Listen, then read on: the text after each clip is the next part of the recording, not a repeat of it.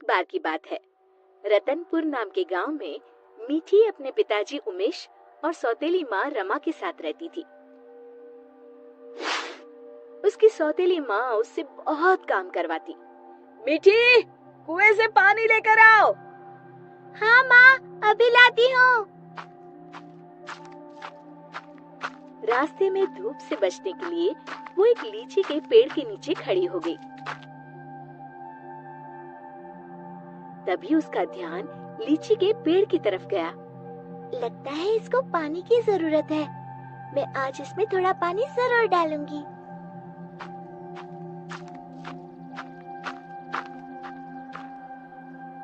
लौटते समय मीठी अपने घड़े से थोड़ा पानी लीची के पेड़ में डाल देती है।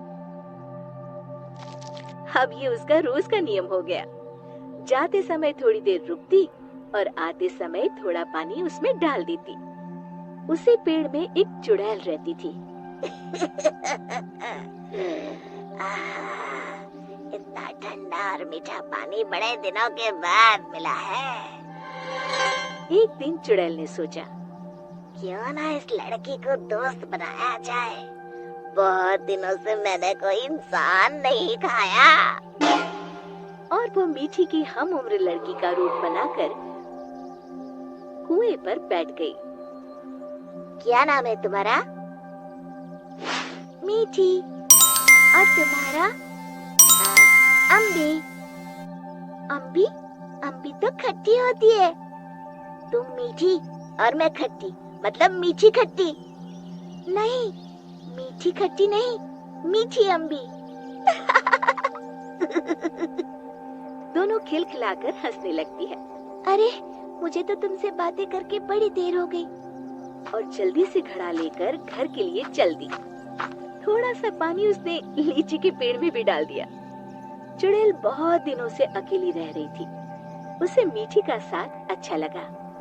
वैसे मीठी अच्छी लड़की है, क्यों ना इसे अपनी दोस्त बना लो। ऐसे ही रोज मीठी और अम्बी कुएं पर मिलती और ढेर सारी बातें करती, खूब हंसती खिलखिलाती। एक दिन, आज तो बड़ी देर हो गई, मीठी पानी लेने नहीं आई। क्यों ना उसके घर जाकर देखूं। ये सोचकर चुड़ैल मीठी के घर पहुंच गई। वहाँ उसने देखा, मीठी, अभी तक तुमने बर्तन नहीं धोए और पानी भी नहीं लाई। बस माँ, खाना खाकर अभी बर्तन धोती हूँ। कब से खा रही हो? जल्दी उठो, बहुत काम है। खाना खाकर मीठी बर्तन धोने लगी। आज मैंने लीची के पेड़ में पानी भी नहीं डाला और न ही अपनी दोस्त से मिल पाई। तभी चुड़ैल ने जादू से पूरे बर्तन 1 मिनट में धो डाले। मीठी आश्चर्य से यहाँ वहाँ देख रही थी कि चुड़ैल उसके शरीर में प्रवेश कर गई और वापस आकर सोफे पर लेट गई। अच्छा, तो राजकुमारी आराम फरमा रही है, बर्तन कौन धोएगा? धुल गए। रमा को मीठी की आवाज भारी सी लगी। अच्छा, जादू से धोए हैं क्या? हाँ। अब झाड़ू कौन लगाएगा? कपड़े कौन धोएगा? तुम। और कौन? अच्छा, तो मुझे जवाब देती है। ये कहते हुए रमा ने मीठी का हाथ पकड़कर झकझोर दिया। पर मीठी रोज की तरह रोई नहीं, तो रमा को और तेज गुस्सा आ गया।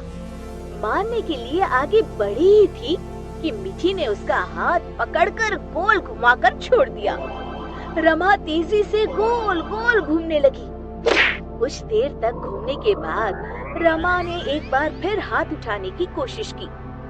इस बार एक धक्के में रमा घर के चारों कोनों में टकराई और फिर एक कोने में जाकर गिर पड़ी। अब जाकर कपड़े धो। जाती हूँ। वो आराम से सोफे पर लेटकर टीवी देखने लगती है। थोड़ी देर बाद रमा कपड़े धोकर कमरे में आई। जाओ, जाकर झाड़ू पोछा करो। रमा कुछ बोलने ही वाली थी कि मीठी की लाल लाल आंखें देखकर डर गई। लगाती हूँ, अभी झाड़ू लगाती हूँ। इतने में मीठी के पिताजी आते हैं। उन्होंने उन्होंने पहले कभी रमा को काम करते हुए नहीं देखा था। रमा, तुम काम क्यों कर रही हो? मिठी कहाँ है?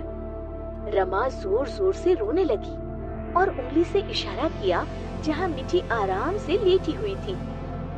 मिठी, मैं क्या देख रहा हूँ?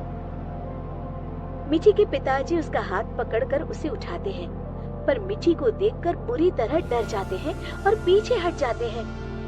ये देखकर मिठी के शरीर में घुसी चुड़ैल जोर जोर से हंसती है।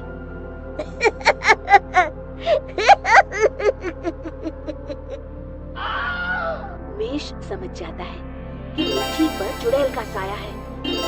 कौन हो तुम और यहाँ कैसे आई? तभी चुड़ैल मिठी के शरीर से निकलकर लहराती हुई सामने खड़ी हो गई और गूंजती हुई आवाज में उसने कहा, मैं अम्बी हूँ। क्या कहा? अम्बी मतलब लीची वाली चुड़ैल? हाँ, और मीठी मेरी दोस्त है। तुम लोग उसे बहुत परेशान करते हो। मैं तुम सबको खा जाऊंगी। उमेश और रमा डर के मारे थर थर कांपने लगे। हमें माफ कर दो अम्बी, आज से हम ऐसा नहीं करेंगे।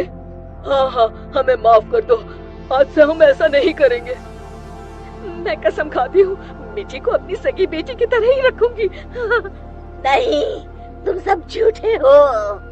अम्बी को बहुत गुस्सा देखकर मिठी बोली, नहीं नहीं अम्बी, तुम मेरी अच्छी दोस्त हो ना। मेरे माँ पिताजी को कुछ मत करो। अभी छोड़ देती हूँ, लेकिन जब भी तुम्हें मेरी जरूरत हो मुझे बुलाना, मैं फौरन आ जाऊंगी।